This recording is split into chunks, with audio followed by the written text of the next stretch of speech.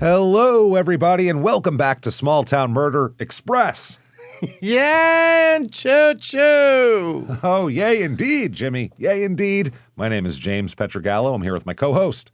I'm Jimmy Wisman. Thank you, folks, so much for joining us today on another absolutely crazy, man, this is one of those I believe you. packing 10 pounds into a 2-pound bag type of shit that we got going on here. This is going to be wild stuff today. Before we get to that, though, in case you didn't hear the Wednesday announcement, would like to say, starting next week, we're going to be on Netflix.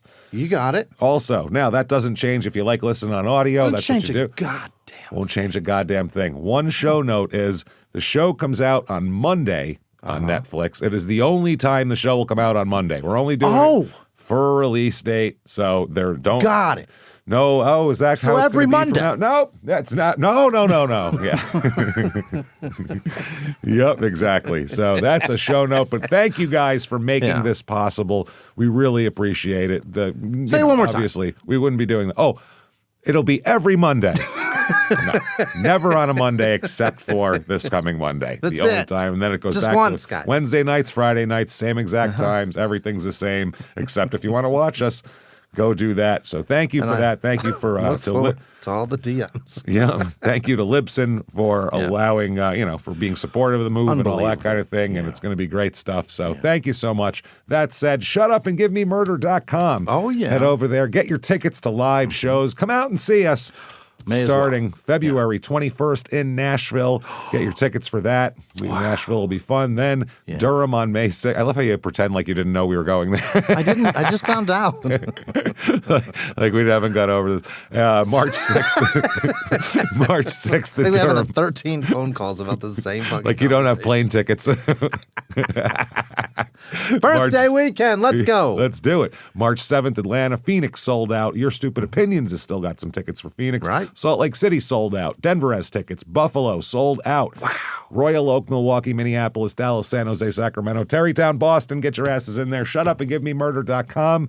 All selling fast. Let's go. Selling fast. Get in there. Also get yourself Patreon. Patreon.com/CrimeInSports. You get everything we put out. Anybody $5 a month or above, you're going to get a huge catalog of back catalog of bonus episodes you've never heard before immediately upon subscription. New ones every other week. One Crime and Sports, one Small Town Murder, and you get them all. We wouldn't give you the kit without the caboodle. Oh, you get all the caboodles, baby. Now, for Small Town Murder, or Crime and Sports this week, we're going to do old-timey ads and weird article. One of my favorite things to do. Newspaper stuff. It's a lot of fun. Then for Small Town Murder, it's Dean Coral Part 2. Oh, boy. We got 27 bodies out of the ground, a dead murderer, and a crazy story to tell, and a connection to John Wayne Gacy also. So that's going to be a wild one. That's patreon.com/CrimeInSports. And in addition to all of that, you also get everything we put out, Crime and Sports, Your Stupid Opinion, Small Town Murder, all ad-free with your Patreon. And you get a shout-out at the end of the regular show. So that said, that's I think it's a good deal. Patreon.com/CrimeAndSports. There we go. Let's get to this. I think it's time, everybody. Let's all clear the lungs. Arms to the sky, everyone, and let's all shout. Shut up and give me murder. Let's do this, everybody. Okay. Let's go on a trip, shall we? All right. We are going to Maryland this week. Yeah? We're going to Ocean City, Maryland. Which I've heard of that. Sounds like there's a lot of ocean cities, too. Maryland?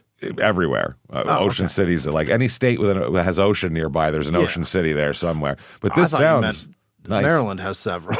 No, just the only one. This is in far southeastern Maryland. Maryland is like 3 panhandles, basically. Right. This is the far eastern panhandle, and this is one that it's a panhandle on the end of a panhandle. Really juts out there. Really jutting out there. Yeah. About 2 hours and 45 minutes to Baltimore. So it is as far away on the other side of the state as it could be. About 2 hours and 40 minutes to Largo, Maryland. Our last Maryland episode, the mother-daughter murders.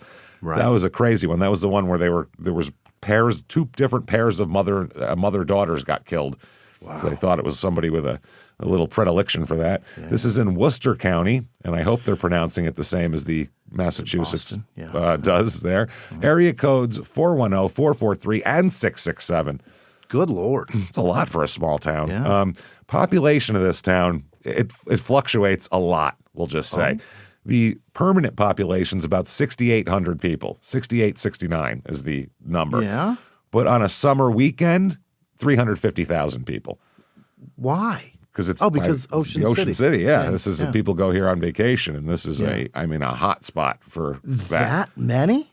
That many. So the 68, 69 that live there are the people, selling the other 300. Yeah. Well, that's how they make a living, I'm sure. Yeah. Is off those people. Median household income here, and the reason why I say they're probably a lot of service people because it's lower than the national average. Really? $58,563.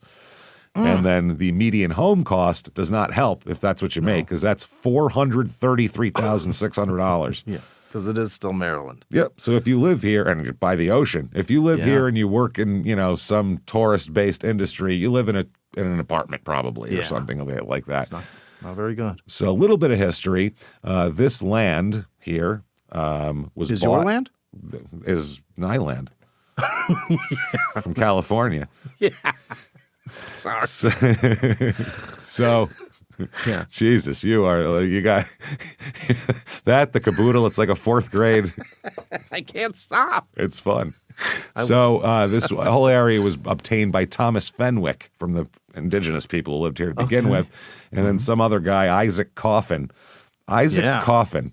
Just like Coffin, the inventor of them. Yeah, he built a beachfront cottage to receive paying guests, and he was the first one. And then from there, like a bed and breakfast kind of thing? Yeah, he just put up a cottage. Said, who wants to rent it? Look at that. Yeah. Look at the ocean. Smart. So, Then they said, hey, we should make this should be a spot. So they cut it up into a bunch of lots and started doing that kind of thing. Nice move. Before 1870, this area was known as the Ladies' Resort to the Ocean. That's what everyone thought it was. It was all some ladies' resort. I don't know what it was. It was like a spa, a day spa, or like a brunch place or something. A lot of ladies with their feet getting touched. That's it. The Atlantic Hotel was the first major hotel in town. That opened in 1875.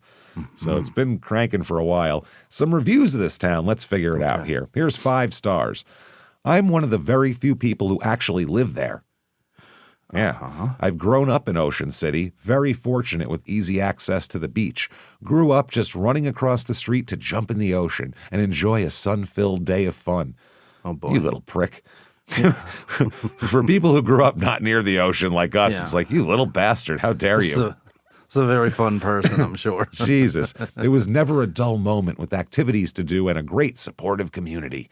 Really? Oh, yeah. It's dirty dancing every day, not just for the summer. All the time. Yeah. 3 stars. Ocean City is a beautiful place, but it's slowly becoming less and less of a family-friendly place. Oh, great. Maybe I'll go there then. I wasn't interested before. No kids? I'm coming. Yeah. Any family planning to vacation here who's not from around the area should, in all caps, avoid Ocean City during, quote, senior week.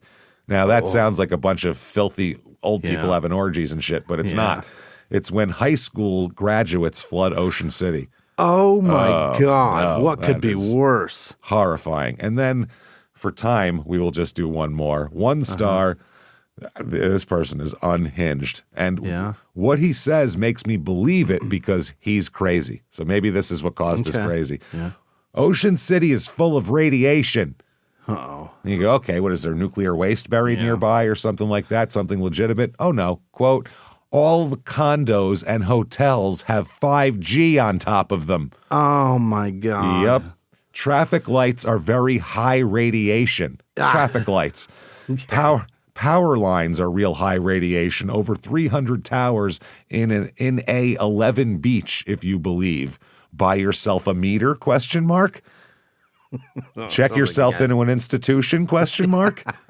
Or stop Fucking selling psycho. those meters and doing it like this. Either this guy sells radiation meters, Yeah, exactly. or he's a insane, Kook. crazy an lunatic. actual kook. Things to do here. Well, the goddamn beach. It's right there. Yeah. It should be pretty obvious. Sand, water. You get it. You get it. There's also the Oceans Calling Festival, where they have a bunch of food and they have a shitload of bands. And this isn't. These are big people here. They aren't playing. Green Day, Lenny Kravitz. What? The Black Crowes, Nelly, OAR, Cake. Of course, Of course, Nelly. I was going to say, where's Ludacris in here? Cake, Live, The Fray. This is just 1997. They're getting Live exploded. to come back. Yeah. Come back would be a good way to put it. Wonder if that guy still has that long ponytail at the back of his bald head like a Mongol. I fucking loved them. Oh, man. Fountains of Wayne. Yeah. The 502s, the Spin Doctors. They're still going? Wow. Letters to Cleo, Ballyhoo, Belle, Izzy Escobar. That's Friday. What? That's one day? That's one day. Saturday, Noah K. Kahan. I don't know. Vampire Weekend, Good Charlotte, Modest Mouse, Jack's Mannequin, Collective Soul, and Vogue. And Vogue? En Vogue? That's good because I saw the one lady in En Vogue was homeless, so that's good actually. She was living in her homeless on the beach. She was living in her car, so yeah, at least the weather's nice here. Franz Ferdinand, Natasha Bedingfield, DJ Jazzy Jeff, just by himself. Natasha Bedingfield? Matt Kearney, Wheatus, Bumpin' Uglies, Rachel Anna Dobkin. Then Sunday, God damn, that's amazing. Fallout Boy, Weezer, Train, Devo, Vance Joy, Ziggy Marley, Four Non-Blondes, Michelle Branch, Blind Melon. Wow. The guy died, didn't he? Burning Spear, Marcy Playground, Eric Hutchinson. Holy shit. That is an amazing weekend. That's a lot of people. 1998. Yeah. And earlier. If you were like 17 in 1998, that is like, you'd love to go to that show. Wet dreams. God damn. That said, let's talk about some murder, shall we? Here let's we get go. into this. Yeah. Okay. For this, we're going to go back to 2002 here, and let's find out about some people in 2002. All right. Here's a young man named Joshua Ford. Okay. Joshua Ford is 32 years old. Sure. And best thing I can say, he's a damn solid citizen, this cat. Is that right? He's an insurance underwriter from Boston. Now, don't hold that against him. All right. Working in insurance. He's an Army veteran. He's a nice guy. Raised in South Boston, too. He's a Southie guy. Sure. He's huge into karate since he's a young man. Very young, since he was a child. Very much into that. How old is he in 2000? 32. 2004? 2002. So he's born in 1970, which is prime karate time. Yeah, when he came up, Bruce Lee was the biggest thing in the fucking world. So 70s was like all karate. And then it died a little bit. Then Karate Kid resurged it. Right. And then a bunch of kids took karate and realized they still get their asses kicked if they have a green belt. It doesn't matter. Because we don't fight with discipline, motherfucker. I'll knock your teeth out. When somebody punches you in the face, none of that shit matters anymore. Yeah. Nice stance. I have a 2x4. Yeah. Especially in Southie. Imagine people, come on, let's see a crane there, guy. Come on. What do you got? I got a brick. What do you got over there? Come on. Yeah. I got brass knuckles. Let's see if it matches up. So after his military service, he was in the Army. He attended Norfolk State University in Virginia and became an insurance underwriter and mortgage broker. Okay. So a real kind of just solid guy, you could say. Not nothing crazy. He doesn't get arrested all the time or any crazy shit like that. He has a girlfriend also. Yeah. Now, he's 32. Yeah. His girlfriend is 51 years old. Attaboy. That's interesting. Yeah, because you're always going out with people 20 years older than you. 20 years? Yeah. 20 years? 20 years, yeah. That's a long time. You can see that the other way. You just don't see it this way very often. It's interesting, it's fine, but... And in 2002, less so. Yeah, oh, totally. I just know how men's minds work, and unless he's the nicest man in the face of the earth, this ain't going to last. You know what I'm saying? Probably not. Yeah, Probably he's not. going to eventually... Yeah, she's going to... Those are... Yeah. But it's going well right now. These two get along great. They're devoted to each other. His girlfriend is Martha Crutchley. She goes by Jeannie. Okay, yeah. Might be her middle name or something. She's 51 years old, like we said. She's an insurance executive from Kansas. Yeah. And she has not missed a day of work in 20 years.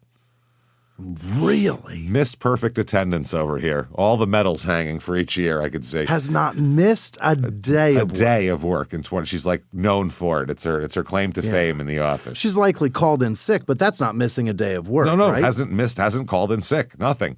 So she has spread so many diseases around this office, I'm sure. That's what it is. Yeah. Whenever I see perfect attendance with kids, I'm like, you telling me that kid's never been sick? Give me a break. You are a reckless son of a bitch. Yeah.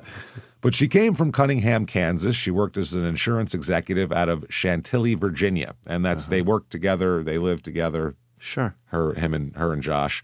Her colleagues say she, like I said, 20, I think it's 21 years she never missed a day of work. Wow. They met in December 99. Because you go, how do these two get together? Yeah. With the the age difference. She hasn't missed a day of work since he was 10. Yeah. Since he was in the fifth grade. That's crazy. So they met at a company Christmas party while Jeannie was on a business trip in Boston. And they got immediately had a great connection. Both of them had been married once before. Each of them had a child from previous relationships. I'm assuming of very different ages. Yeah. Her child could have probably had his child. Probably. But still, But they love each other. They moved in together in Fairfax County, Virginia, about April 2001. Josh's brother, Mark, said they were just in love. He said they were gardening. They were doing everything that couples do that are in love. I love how gardening is the first thing he thinks of. They were gardening, doing everything that couples do. What? Is that what you see as the pinnacle of couple success, gardening? Pulling weeds? Real weird. It just wasn't like them to vanish. And we'll talk about this. Okay. Now, October 2001, Josh's 23-year-old niece was found decapitated and buried in a shallow grave on Cape Cod. Oh, my God. Yeah, that was some deep shit for Josh. They went through a lot with that. Did they solve it? Well, they said that not only was her head missing, but reports indicated that her heart had been cut out of her body as well. Unsolved still, that murder. No one ever got to it. So there's a real bad dude walking around out there somewhere. Even today? They never solved it. So, oh, my. I mean, it's been 24 years. I hope the guy's dead by now, but maybe not. Probably not. As we find out, like when we found the Gilgo Beach guy and all that, like they're still out there, these guys. Yeah. What the hell? We don't know what's going on in Houston with all those bodies. Who knows? That's wild stuff. Memorial Day weekend 2002. So late May. I always get that mixed up with Labor Day, too. I'm like, wait, I do September. too. But I remember I was on Cape Cod for Labor Day one year, and a man screamed, "Labor Day!" Yeah. And I'll never forget it as long as I live. You know when I Labor now know Day that is. that's in September. No shit. So Josh and Jeannie were trying to, they had a lot of grief over this, and Josh has been having a hard time, so they want to go away, have a good time. Yeah. So they drove to Ocean City and checked into the Atlantis condominiums, which is a beachfront, beautiful high-rise condominiums. Yeah. They have a balcony that overlooks the ocean. Yeah, do some couple shit like gardening down there. They can garden all over that bad boy. They're going to get some Romas growing out there fast. That's the funniest thing I've ever heard. Isn't that weird? I found that so strange. Thing to say. Such a strange line. So Josh calls his brother from the balcony saying, wow, this view's amazing. Yeah. They stopped at the grocery store, stocked up the fridge, bought a bunch of toiletries and left shit on the bag, all on the table because they're going out. What are we going to hang out in this condo? We're at the ocean. Right. Let's go. So they get on a city bus. They ditch the car because they're going to go out partying that night. So smart. They're going on a bus. And on a city bus, they run into a young couple. Okay. And they don't have exact change for the bus. They're like trying to, they got $5. Like, does anybody have change for this? And Josh asks them, are you two going to, Jesus Christ, I hate these bar names. Are you two going to Secrets? I'll give you a guess how that's spelled, by the way. Is it with a Oh, S-E-A? Yep, Secrets. Yeah, that's the one. Jesus Christ. Are you two going to Secrets? And like everyone on the whole bus was going to Secrets, they thought. So the guy that they just met, he looked over and she shrugged. That guy looked over at his girlfriend and he said, yeah. And so Josh said, sit down, I'll get it. And he gave the driver exact change. Okay. Josh said, I'll take care of it. And then the young couple they meet said, "Oh, all right, fine. We'll buy you a drink when we get there." Oh, And nice. they said, "Yeah, great. Sounds good. We're all on vacation. Who cares?" You know what I mean? Long Island, even swap. Even swap. So they sat down in an empty seat next to the couple they just met, sat down next to Jeannie and Josh. Jeannie's looking smiling and happy, and they're on vacation. That's the way it is. So the woman from the couple they meet says, "I'm Erica, and this is my husband, BJ, Benjamin. Beej. Yeah. Hi, I'm Beej." I'm slang for blowjob. Yeah. Don't call your husband Beej. Never. Jesus Christ. I kept saying it, Beej. Just call him Benny, for Christ's sake. What's the problem? Something. Ben, it's fine. BJ, Beej? No. BJ is bad enough, but Beej is even worse. That's like an Beej is a excitable douchebag. one. It's a douchebag who got a blowjob. What happened last night? Gave me a good beeger. She gave me a beach and I went on home. Yep. And she said, "I'm Erica," with a K, by the way. Oh, God. So you know. Am I writing you a card? I just met you. Shut up. I don't care. What are we talking about? I'm not at a gas station looking for your little license plate. Fuck off. This is stupid. And, she says, "I'm Jeannie and this is Josh." And so the people she met are Erica Elaine, originally Grace. Now it's Sifrit. But it's Erica Elaine Grace. She was born February 3rd, 1978. So younger than them by far. Sure. She's from Pennsylvania, only child of Charlotte and Gerald Grace. Gerald was a very successful contractor. So she grew up with some money. Doing well, yeah. Doing very well. She grew up in Altoona, Pennsylvania. Oh. Friends say she wasn't spoiled, but she always had every goddamn thing she needed, which is spoiled. If you grew up poor, that's spoiled. What exactly is spoiled? What would spoiled be? I don't like the color of my Corvette anymore. Buy me a new one. Is that spoiled? To me, getting everything you need is spoiled. That's spoiled as fuck. That's spoiled. Yeah, if you're poor, that's spoiled. Yeah, we grew up poor, so that's spoiled. Poor fuck. Look at this guy with school clothes. Look at this fucking asshole. That's how we grew up. Oh, God, Jesus. So Erica does really well. She's a really good basketball player, like excellent basketball. This is so weird because our other show this week just had one. was a basketball player too. She's an honor student, excels academically. She does well. A friend of hers said, "You couldn't have met a nicer, more polite person than Erica. She was dedicated to her sport just as she was to her studies." All right. Wow, can't beat that. But she also, under the surface, as a lot of perfectionist people have like that, she's got a lot of disorders going on inside of her because that's what makes you act like that. Otherwise, why are you acting like that? You know what I mean? There's also a sickness to success. Yeah. There's also you're a people and you're insecure as a child as you grow up. And if you're just being rewarded, you don't understand how to fix those insecurities. So they just fester and get worse. Successful people are a fucking nightmare. That too. Yeah, that too. And also usually this type of thing is the perfectionist mother wanting you to be burned, or father, either one. But I'm thinking he's a contractor. He's probably gone a lot. So I'm saying the mother's probably around more with her. Just that kind of thing to make her like that. She's got some anxiety. She's got OCD issues. I feel bad because this is exactly, I've done this a million times. Yeah. Stuff like this. She wouldn't go in for dinner unless she hit 10 free throws in a row. Yeah. That's the type of shit that I have going on in my life all the time. She'd have to do things 20 times, step away, look at them, and do them one more time. Sister, I feel you. I had a basketball hoop I would put in the street, and we were on our street connected with another street, so it like ran into it. Yeah. And as cars would pass us, I would try to get 3 layups in before the car went by. If I could do that, then I'd go inside, and I could never fucking do it. Jimmy's been outside since 1986. He's recording this from the intersection. If you hear a whoosh every once in a while, that's just a car flying by. Working on 3 layups. Now, and her father was the one who was really relentless about her success. You have to do this, you have to do that. Yeah. And this is a lot of times successful people put these weird things on their kids where you have to be as good as I am. And it's like, hey, calm down.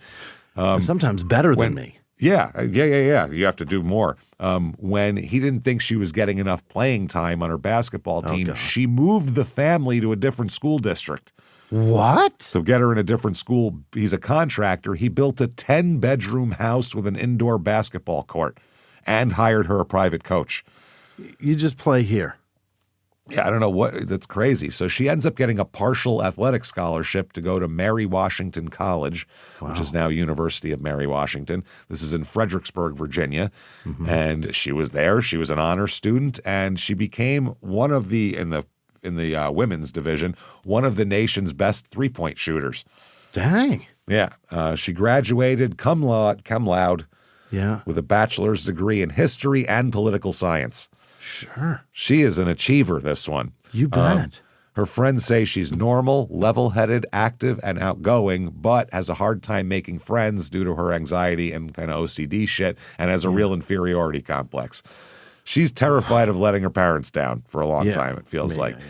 She meets a guy named Benjamin Adam Sifrit, Sifrit, the Beeger. That's the guy. The Beej. The Beej. October 21st, 1977. He's born. He's from Iowa, and his parents are Elizabeth and Craig. He grew up moving around the Midwest and Texas. His dad was an executive and got jobs in different places. So that happens. In high school, he was on the swim team and all of that. He also worked at a locksmith shop, and he'll have some skills there. He ended up wanting to get into the service. Oh. Not service, the service. Yeah. Way different. Not the service industry. Not waiting tables, holding a gun. So he took his entrance exams for the Navy, or for the Marines, I guess. His scores were really high. Oh. So he basically ended up going into the Navy instead to go to SEAL training because his scores were so high. Oh, wow. So, in 1996, he did the basic underwater demolition training that the SEALs do in California. Out of 160 candidates who started, only 18 graduated. And BJ was one of those guys. Beej is one of 18. The Beeger is going to be a SEAL here. Fascinating. They said other SEALs said his work ethic was crazy. He's just drinking energy shakes and fucking doing that. They said that's what they were all doing, trying to keep up with the rigorous schedule. They said he'd stay up drinking until 3 a.m., get 2 hours of rest, and then be the best guy on a 10-mile run. God damn. He's like Ric Flair, this fucking guy. What he is, except his dick's in his pants. He can just accept punishment, self-induced. He received a special award for being the top performer of his class. Then he completed 25 weeks of advanced medic training, including time working as an EMT in New York City and a month in the emergency room. Fuck. So he's seen some gross shit too. Now, a man who served with BJ, that guy's wife, described BJ as meek around women, though. You wouldn't think this guy would be meek, but he is. Right. She said he was very shy around girls, not your typical ladies' man. He wasn't violent, never ever violent. The craziest thing I ever knew about him was maybe driving fast. Okay. So he meets Erica in a bar in Fredericksburg, and, they're just friends for a while. He's in the Navy, so he's not really concentrating on having a girlfriend right now. Then a few months later, they ran into each other at a party now. Hey, I know you. Yeah, blah, blah, blah. Yeah. They talked, and his friend's wife said, I've never seen him like that for a girl. He was goofy over her. Oh. I don't think goofy even describes it because, if you said, give me a word for what this is, what I'm about to describe, it wouldn't be goofy. It'd be insane. Stupid would come to mind. Ill-conceived. Several. I could keep going. I'm on the edge of my fucking seat already, James. They start dating, and within 3 weeks, they fly to Vegas and get married. Idiot. Fucking you moron. Fucking moron. Dipshit. Dipshits, dumbass. Very charitable because he's about to give away all his shit. Cretinous. We could go on and on and on. So they got married at the Silver Bell Wedding Chapel. Okay. Didn't tell either of their families. Oh, my God. A because they're going to tell them fucking no. Yeah, what are you thinking? Don't do that. BJ called his parents afterwards to tell him he married a woman that they've never met before. Wow. Erica's father, who obviously had all of her, had a lot of her shit mapped out, what it seems like here, dreamed of walking his daughter down the aisle, and no. In her scrapbook, Erica wrote, "Best decision I ever made. You are my sunshine." Oh, my God. Don't tell your Beeger. dad. My sunshine beach. Whenever you add beej to anything, it's going to make it sound really stupid. Isn't that the guy from Righteous Gemstones? Isn't that what they called him, Beej? Yeah. And I think that was because they're picking on him. That's the idea. He's a cuck. Yeah. Beej. So the old Beeger gets sent to Arkansas. The Navy sends him to Arkansas for training, which I don't know how the Navy would have any interest in Arkansas. There's no fucking water there. What are we doing? Mississippi over there? Is the Arkansas River big enough? It's the Mississippi's on Arkansas. Yeah. I don't know what they're doing in there. Erica lost it, though. She can't not be around Beej. So she was convinced he was cheating. In Arkansas? Because he's Don't away. worry. Yeah. You have more teeth than the whole state. What are you doing? You're fine. Don't worry. When he went to Alaska for cold weather training, she tracked him down and showed up at the base. You are not allowed to do that at all. It was It was against regulations for them to even tell their spouses where they were, never mind have them show up there. So he's breaking many rules. Erica, you're going to get me so fired. Oh, my God. BJ had sent her coded messages telling her exactly where he was, and they got caught. He got in trouble. Erica said, "I became deeply troubled and fearful of losing his love. I was so afraid he would leave me." By 2000, he is kicked out of the Navy. So he gets a bad conduct discharge here. He's out. Holy. He, for several things, absent without leave. AWOL, can't do that. It's ugly. Like my friend who starts stories with, "So I was AWOL from the Navy, right?" It's an Italian guy from Philly, I know. Right? So you go, "So I'm AWOL from the Navy, right?" And you know that story is going to go somewhere wild. When it starts out with, "So I'm AWOL from the Navy." Yeah. That's not even the story. Yeah. That was just his I'm status. already at the time. underground. So. Yeah. Insubordination, poor performance, wearing unauthorized insignia, whatever that was. I don't know what he put on he put like a Mickey Mouse hat on him or something. But British Brigade or some shit. He had his Navy enlisted classification and his 5326 combatant swimmer seal revoked. Oh. So then, that's bad. So they moved to Pennsylvania, her hometown of Altoona. Altoona, yeah. That's where they go. You bet. They open up kind of like a curio shop almost, like a collectible shop, basically. A scrapbook store, they called it, with a bunch of shit, called Memory Lane, Laine, because her middle name's Elaine. Right. Lane. And her father, of course, supported it. Yeah. Now, not only does her father do it, but she does a bunch of eBay collectible shit that she does. Okay. You know what her extensive memorabilia collection is? It's from one particular place. McDonald's? Hooters.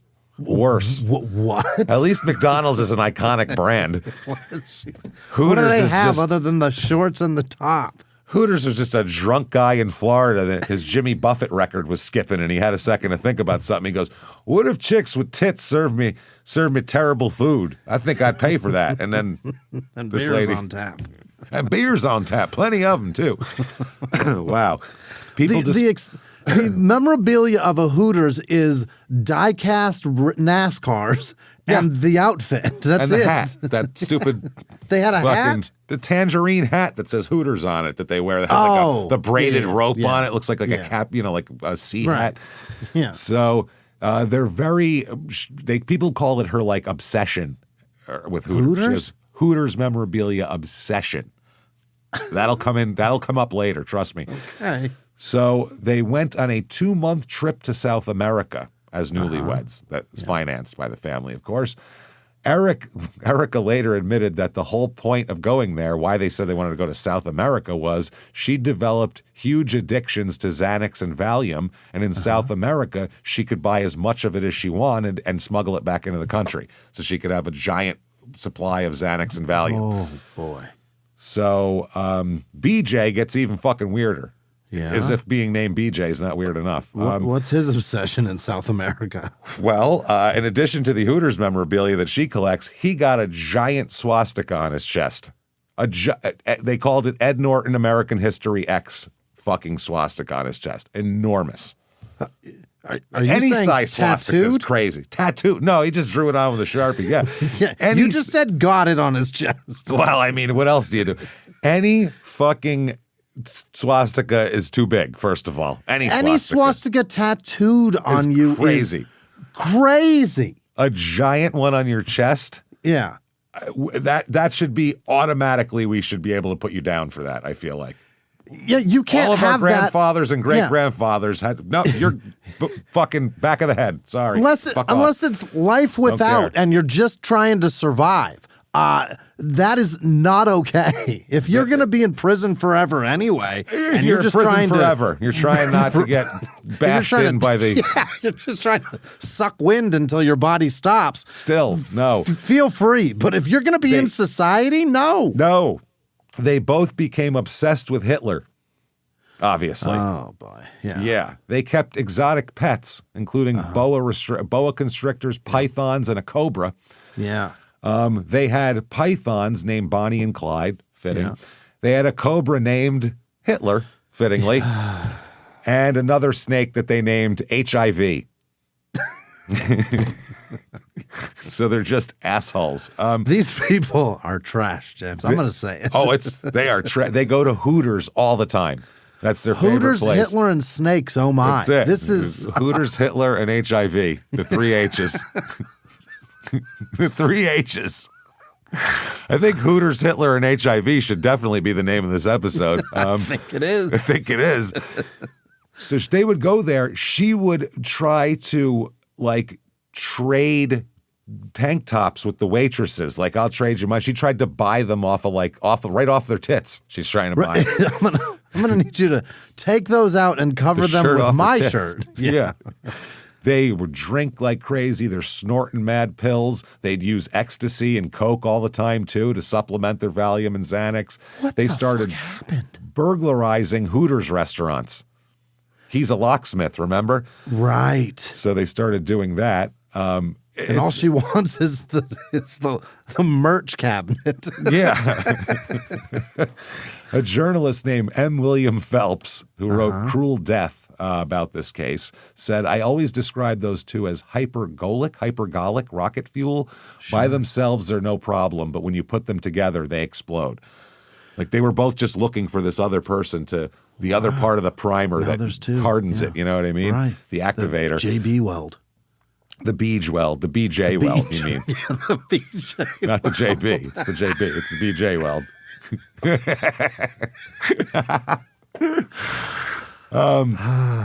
Then she started becoming abusive toward Erica, she later said. She told people that he was mentally and physically abusive, a racist, obviously. Clearly, and a control freak.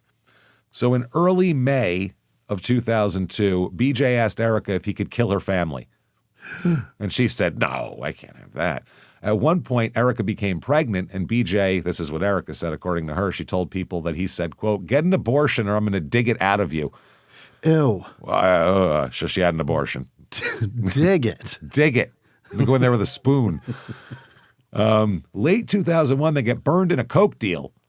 Oh, They go to buy a bunch of Coke. Turns out to be Ajax. Mm-hmm. So BJ is super mad. He starts planning. He starts planning to, it's a woman who sold him the Coke. He starts planning to kill this woman and dissolve her body in acid.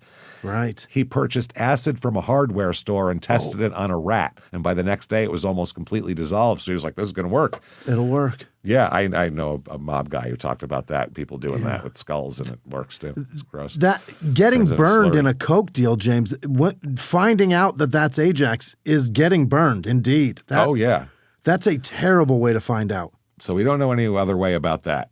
We don't know how that worked out.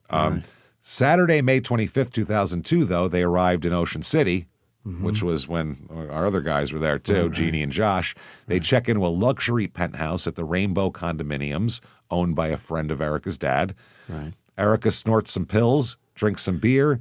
They go out to eat. Guess where, Jimmy? Hooters. They got a Hooters here? I'm going.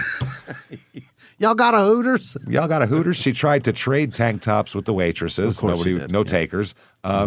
9 p.m., they board a city bus to go to Secrets, and that's when they meet Josh and Jeannie. Okay. They said, hey, we'll buy your drinks when we get there. They all go to Secrets together. I don't think Josh and Jeannie know who they're hanging out with. I don't think so either. Hey, open your shirt for a sec. Just checking if to we see went if you down have to a the giant beach. swastika. If we went down to the beach first, we'd know exactly who you are. You know everything. So 9:30 p.m. to 2 a.m., they party, they drink. Erica's ducking out in the parking lot to snort more Xanax. Right. BJ vomits at the bar. Wow. He doesn't even get thrown out for that. A bouncer then catches BJ trying to pick the lock on the ATM and tells them to get the fuck out. Erica threatens to kill the bouncer, of course. Yeah. Obviously. 2 a.m.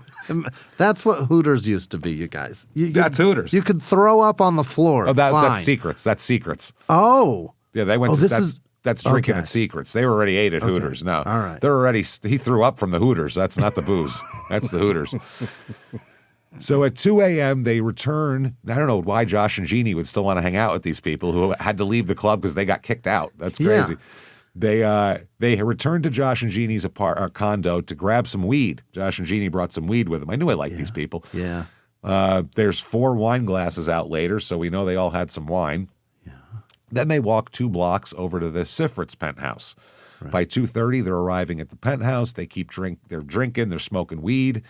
Josh and Jeannie change into bathing suits for the hot tub.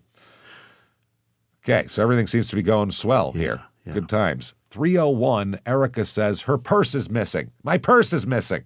Okay. Which any nightmare girl who's on a lot of drugs, their purse is always missing. Their phone's missing, their purse It's always around 2, 3 a.m. too. When they're on drugs and drunk. That's what I mean. Their purse. And I'm not saying that to be sexist. If it was a guy, if they had a purse, it'd be missing. Trust me. They have 3 something a.m. else His missing. wallet's usually, what do I do with my wallet? If it's not in your back pocket, bro, then I don't know what to tell you. Yeah. So she calls 911 at 3 a.m., 3:01 a.m. What? And her voice is slurred. And she says, there are people in the house who I don't know, and my purse is suddenly missing. And I'm afraid I'm going to have a robbery here. I'm up in an upstairs in a bedroom, and they don't know where I am. Okay. So 911 says, okay. And she says, there are people in my apartment. Oh. And the dispatcher says, ma'am, did you want the police? Yeah. And she says, yes, I did. But I think there's a third person on the line right now. So I don't know. And then boy. they give her another number, and then she hangs up. No address was ever given. No police ever responded to this. She never called back. Just sounded like a drunk lady who lost her purse, essentially, called. Right. They probably get that a lot in a resort town. Hi, this is not the lost and found. Yeah. That is until a couple days later when Josh and Jeannie, no one hears from them. What? So they're reported missing. And no one can find them. Like literally the Ocean City, Maryland police start printing up flyers to look for lost person here, lost people. Then let's fast forward almost a week, May 31st, 2002. Okay, this is just after midnight. A silent alarm is tripped at the Hooters on 123rd Street in Ocean City. This is insanity. Nice. It's not there anymore, though, right? It's closed. Maybe not. Who knows? I think they all closed, right? Did they? No, I think they're still open. They claim bankruptcy, but they're never closing. They're restructuring. You can't keep Hooters down, Jimmy. What are you talking about? I think they're all going away. Probably. Who knows? It's crazy that business model didn't have longevity. Weird. Hey, want to feel like you're Florida trash all the time? Come into a Hooters. Want to come objectify a woman? Well, yeah, there's strip clubs everywhere. Yeah, but those very successful. These women are not asking to be. You know what I mean? Hooters walks a strange line where they're like, hey, look, we got chicks in short shorts with their big racks hanging out, but it's a family place. Bring the kids. How dare you ogle them? It's so weird. Yeah. Don't look at them like that, but bring your kids. It's the weirdest business model of all time. These are nice women. They're nice girls. So the officers who respond pull up and find these 2 fucking idiots, Erica and the Beeger, loading merchandise into a Jeep Cherokee. Oh, my God. T-shirts, sweatshirts, hats, racks of cigarettes they're putting in there. Wow. BJ, when they pull up, he realizes, fuck, we can't run. They're right here, the cops. So he puts his hands up and he goes, can we just put the stuff back? No, you can't. You got me. Yeah, he said, come on. All right, Nope. we won't take it. Okay, fine. Never mind. If we So- don't take it, then it's not illegal, right? Yeah, I'll fix the lock I just broke. Don't worry about it. Holy shit. So they search BJ. They find a 9mm handgun tucked in his pants, fully loaded, one in the chamber. Wow. Oh, yeah, in the chamber, ready to go. A shoulder holster that was empty because it's in his pants. This is how dumb he is. He's got a holster on him and he puts the gun in his pants. I don't know. I don't ask questions. I'm gonna put this next to the most important part of my body. Even though I have the exact thing that it should be safely contained in. It's designed Attached to hold my it. person. Put it next to my nuts. A hunting knife. They search Erica. She's got a .357 Smith & Wesson revolver tucked in the back of her jeans. That's a hand cannon. Shit. A buck knife clipped to the front of her pants. What are these people? Fucking Crocodile Dundee in the Outback? What's happening What right is now? this? Inside the Jeep, they find another a loaded .45 caliber handgun in the center console, ski masks, zip ties for handcuffs, gloves, tape, lock-picking supplies. Erica starts hyperventilating and tells the officer she's having a panic attack and needs her Xanax and Paxil from her purse. Which you shouldn't be drinking and doing coke and all that. Probably if you're shouldn't be doing both of those at the same time either. Yeah, if you're doing the serotonin uptake whatever the fuck it is, you shouldn't be doing that. These Bonnie and Clyde are more savage than Bonnie and Clyde. They're crazy. Oh, it gets Clyde worse. had a pretty nasty gun, but I think she just carried a 22 or something. Oh no, these people are. This is a hardcore. This is a Fucking 357. fucking serial killer kit they have here. The officer said okay and went to go get her medication out of her purse. Yeah. Now I don't know if that is just to be able to search her purse without anything. Yeah, So that's either genius. way, he opens the pouch and starts digging, and he finds 4 spent .357 shell casings, Rounds, yeah. 1 live round, 2 Virginia driver's licenses that don't belong to Erica or BJ. Uh-oh. They do belong to Joshua Ford and Martha Crutchley, though, old Jeannie. A sergeant arrived on the scene, and he had just seen the missing persons flyer for these people that he's looking at their driver's licenses right now. So the detective said, the hair stands up in the back of your neck. We knew we had a bad situation. Yeah. All of this from there's a disturbance at the Hooters. That's unexpected. The silent alarm. Wow. Could just Also be the wind rattling the door. Nope, it's these dipshits. It's these. Also in the purse, Josh and Jeannie's social security cards, a Bally Total Fitness membership card with Josh's photo, and a blood-stained ring. This is not good. So they go back to the Rainbow condominiums where the couple they were staying here, these two idiots, Erica and the Beeger. And the couple's missing IDs means they can go there without a warrant and search for them because they say they might have missing people in there. Right. So they do, and they were hoping they'd be like tied up in the back with the zip ties or something. Right. But the one cop said, going down the hallway, we didn't know if we were going to find our missing persons or whether we were going to find more suspects. They get in there, everything looks clean. Nothing. Looks clean. But then they do kind of a more, just look around, Thorough, there's no yeah. people. Now they're like, okay, let's look in more detail. And they see something on the coffee table, which is 2 partially flattened bullets. Dollar bills or money of some kind rolled up to snort with, white powder, and a stack of photographs. Right on top of the photographs is Josh and Jeannie Crutchley smiling pictures that were taken. The cop said it nearly knocked us over. We expected to find crucial evidence. We never expected crucial evidence like that to just be sitting out. At that point, it was like, well, I think we know what happened here. I think we got this all locked down pretty much. So they bring in crime scene technicians. They find that there's a brand new door on the bathroom, brand new. Oh. Fresh paint on the walls, cleaning supplies all over the floor, blood stains still found on the countertop, underside of the counter, the floor under the vanity, the back of the vanity drawer, under the mirror, the baseboard, all the places that murderers don't think to clean. All the places that gets are everywhere. Fucking you got to pry the baseboards up. You've got so much work to do when a murder is hard work, asshole. It's not going to be not easy, you, asshole. man. Murderer, asshole. If you're going to be lazy, this isn't a gig for you. That's why Dexter lined the whole fucking room, man. See how much he put into that? That's what you got to do. This is pathetic. Or you rebuild. Under the basement. Under the hot tub faucet, under the hot tub step, on a sailboat candle holder, on the window, and in the shower. So much blood. A dried line of blood between the tile and the vanity toe kick. A piece of human scalp with dark hair still attached found in the sink drain. Oh, my God. More hair, tissue, and coagulated blood in the dryer lint trap. A patched hole in the wall that went completely through to the bedroom. Josh's palm print on the window, when he's trying to escape. Yeah. All of these samples match the DNA of either Josh or Jeannie, by the way. Oh, boy.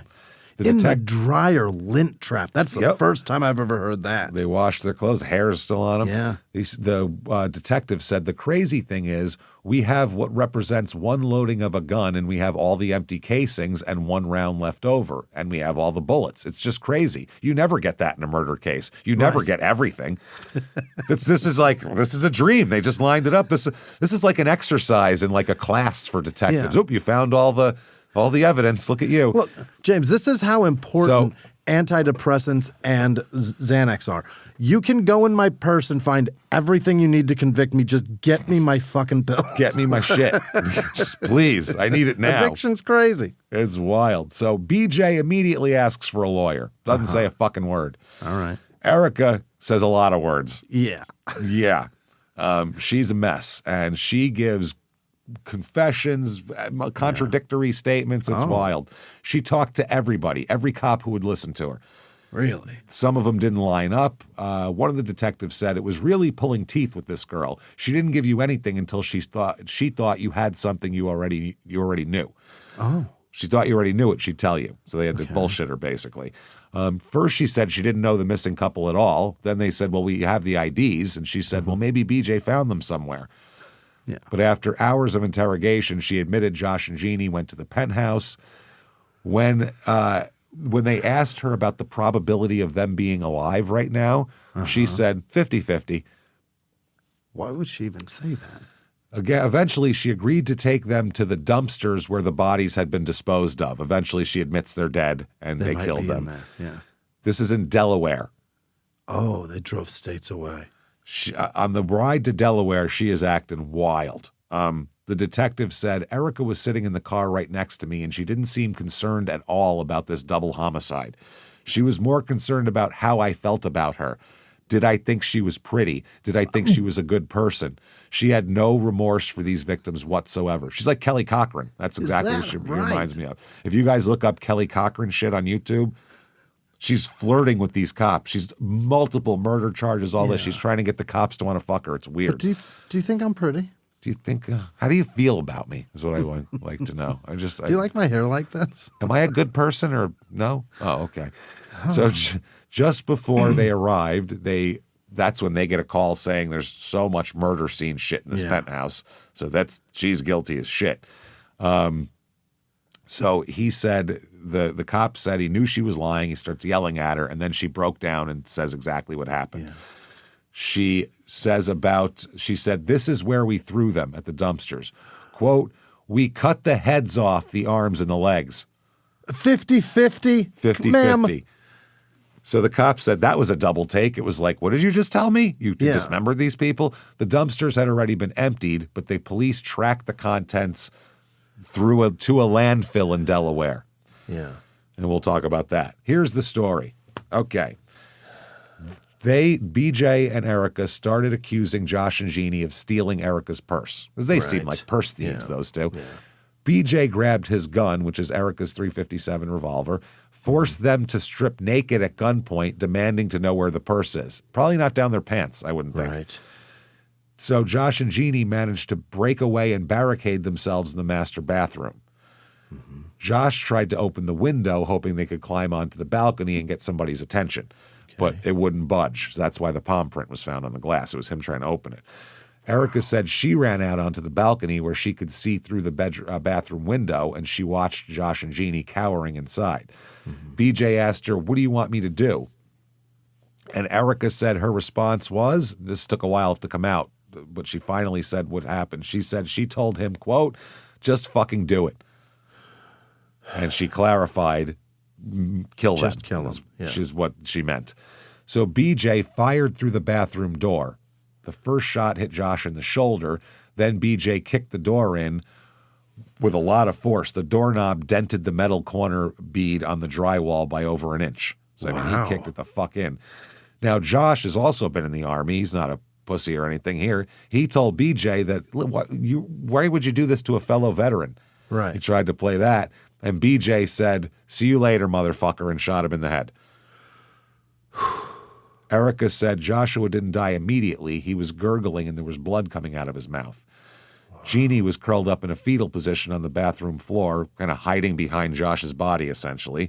Yeah. So BJ fired the gun at her. He missed the first time. I wonder why he got kicked out of the SEALs. That's why he got kicked out. Jesus. The bullet went through the wall and into the bedroom. That's the one he patched over and repainted.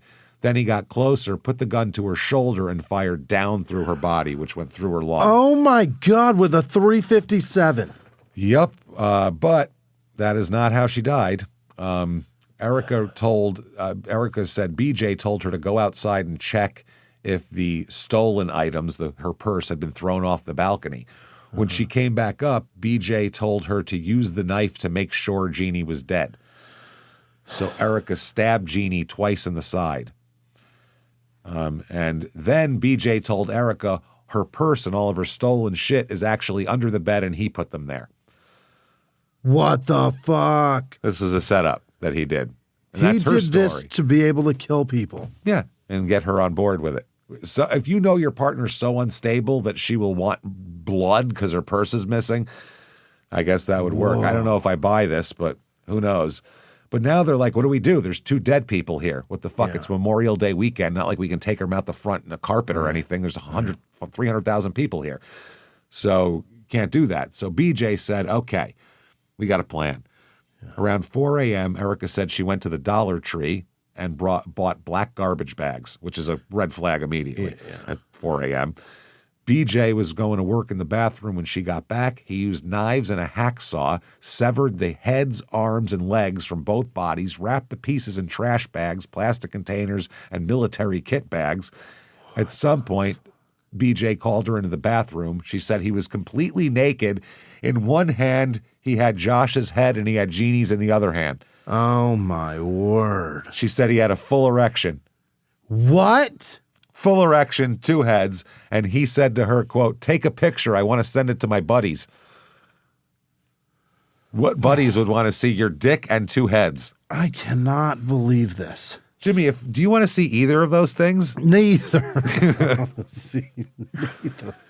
She then claimed, Erica said she wouldn't do it. She then claimed that BJ, oh my God, raped Jeannie's headless corpse. Okay. And asked her to cook one of Josh's legs. Oh, my God. Which she said she wouldn't. wouldn't. So they loaded the body parts into the Jeep Cherokee and drove 30 miles to Delaware, where they deposited the remains in a dumpster behind a Food Lion grocery store. Nice. They said it won't, if it smells, they have old food, it won't matter. They'll just assume, yeah. Went home and went to sleep. Next day, they got cleaning supplies. Did all of that. BJ scrubbed all the surfaces in the bathroom, not all of them very well. Right. Patched the bullet hole in the wall and repainted. Lucky he's handy. This would be a totally different cleanup. The bathroom door had been destroyed. It's got a bullet hole in it and it's kicked in. So they went to Home Depot and bought a replacement. He's got to buy a tape measure and everything. You got to know how big that door is. Yeah, you got to make it plumb. This is crazy. So a Home Depot employee later said that Erica was carrying a triangular piece of wood, which was a chunk of the destroyed door. And the employee said, did she say anything to you about this triangular shaped piece of wood? And she said, do you believe that's all that's left of my door? And the employee said, that must have been some party. And she laughed and said, I guess you could call it that. Oh, boy. So then they go back to partying after this. Really? Photos of everything. Everything. Pictures of eating pizza and crabs, playing miniature golf. Yeah. Tanning, with a swastika on your chest? How did no one come up and just, if I see a guy with a giant swastika tattoo laying with his eyes closed, he's going to awake to his fucking nose being driven into his fucking skull. I'm sorry. Fuck you. This guy's a fucking asshole. He's going to wake up terribly. Tuesday, May 28th, Erica gets a new tattoo of a cobra on her left side, exactly where she stabbed Jeannie. Were they out of swastikas? I think they were all, they're like, our iron crosses are all out this week. We don't have any. We already tattooed our quota today.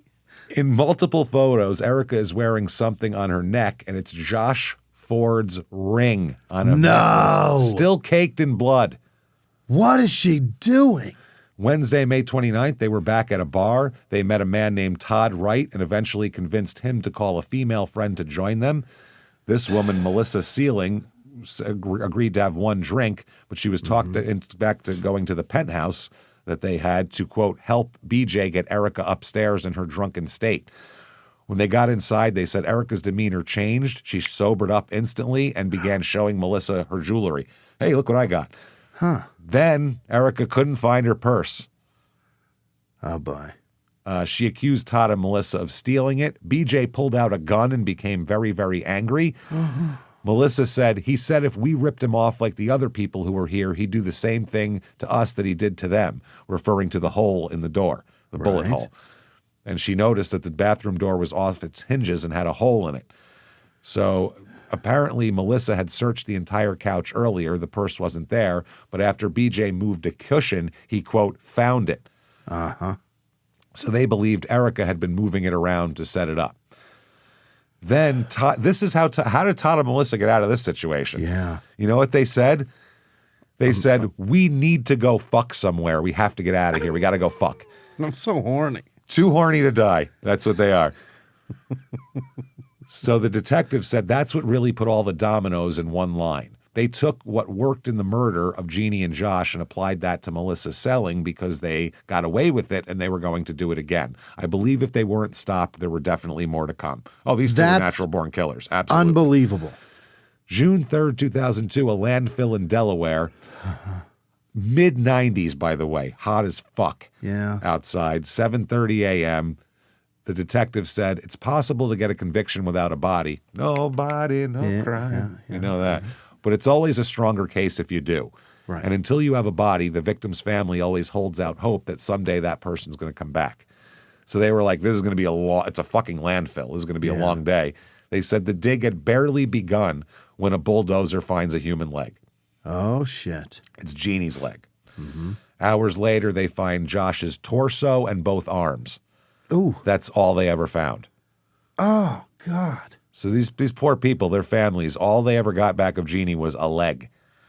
I mean, and a torso and arms. And the no rest heads. of them is sitting there with coffee grounds and fucking diapers? That's fucked up.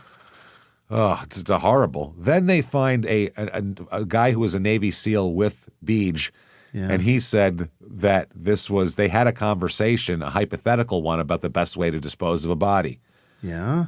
And this guy said, BJ said he would put down plastic, chop off the limbs and head with a knife, and place the body parts in separate bags. That's what he told me. Yeah.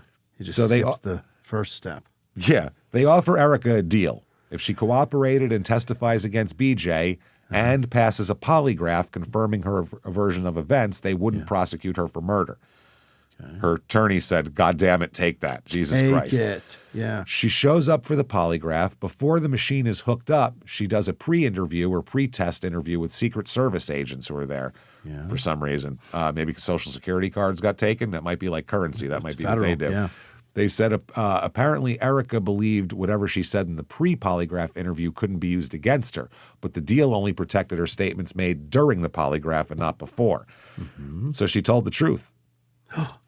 This is when she finally said that she told BJ just fucking do it, and she admitted that she was the one who told him to kill him. She also revealed that she was standing right behind BJ when he shot Josh in the head. She stabbed Jeannie with the knife, helped wrap and dispose of the body parts, and BJ had told her, boy, you really did a number on her throat. She never took the polygraph because the deal was off now. They're like, no. We thought you were the secondary. You were just as involved. Never mind. Now we're prosecuting you to the fullest extent. 13-count indictments, including 2 counts each of first-degree murder. By the way, they're also going to be charged with another robbery because they're suspected of stealing hats and T-shirts from a Hooters in Spotsylvania, Maryland on May 11th. She just can't help herself. Can't help it. So BJ's trial comes up. I mean, what the fuck are you going to do? Their strategy is Erica's nuts and she did everything, and I had nothing to do with it. Yeah. Good luck. They have all of this physical evidence, all of this. I mean, they're both just knee-deep in everything you could imagine. Right. They have his old friend saying that he told me he would chop shit up and do all of that. They have Melissa Selling talking about the missing purse game and I'll do to you what I did to the others and showing the bullet hole in the wall. Yeah.